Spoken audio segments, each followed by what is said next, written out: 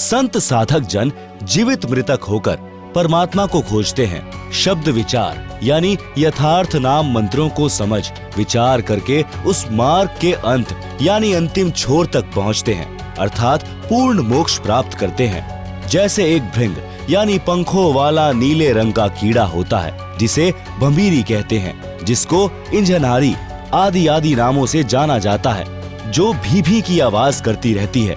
वह अपना परिवार नर मादा के मिलन वाली विधि से उत्पन्न नहीं करती। वह एक कीट यानी कीड़े विशेष के पास जाती है, उसके पास अपनी भी की आवाज करती है। जो कीड़ा उसकी आवाज से प्रभावित हो जाता है, उसको उठाकर पहले से तैयार किया मिट्टी के घर में ले जाती है। वह गोल आकार का 2 इंच परिधि का 1-2 मुख वाला गारा का बना होता है। फिर दूसरा तीसरा ले जाती है, फिर उनके ऊपर अपनी भी की आवाज करती रहती है। फिर औस के जल को अपने मुख से लाकर उन कीटों के मुख में डालती है। उस भंभीरी यानी भृंग की बार बार आवाज को सुनकर वह कीट उसी रंग का हो जाता है तथा उसकी तरह पंख निकल आते हैं। वह आवाज भी उसी की तरह भी करने लगता है, भंभीरी ही बन जाती है।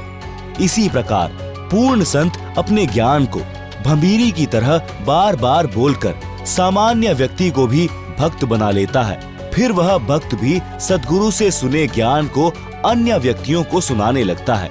संसार की रीति रिवाजों को त्याग देने से अन्य व्यक्ति कहते हैं कि इसका रंग ढंग बदल गया है, यह तो भक्त बन गया है। जैसे भृंग यानी भंभीरी कीटों को अपनी आवाज सुनाती है तो कोई शीघ्र सक्रिय हो जाता है, कोई दूसरी कोई तीसरी बार कोशिश करने से मानता है। इसी प्रकार जब सतगुरु कुछ व्यक्तियों को अपना सत्संग रह रह कर सुनाते हैं तो कोई अच्छे संस्कार वाला तो शीघ्र मान जाता है, कोई 1-2 बार फिर सत्संग सुनकर मार्ग ग्रहण कर लेता है, दीक्षा ले लेता है। कुछ कीट ऐसे होते हैं, कई दिनों के पश्चात अपना स्वभाव बदलते हैं। यदि वह कीट भृंगी नहीं बना है और उस भृंग कीट की शरण में रह रहा है तो अवश्य एक दिन परिवर्तन होगा। परमेश्वर कबीर जी ने कहा कि हे धर्मदास, यदि शिष्य इसी प्रकार गुरुजी के विचारों को सुनता रहेगा तो उस भृंग कीट की तरह प्रभावित होकर संसारिक भाव बदलकर भक्त बनकर हंस दशा को प्राप्त होगा।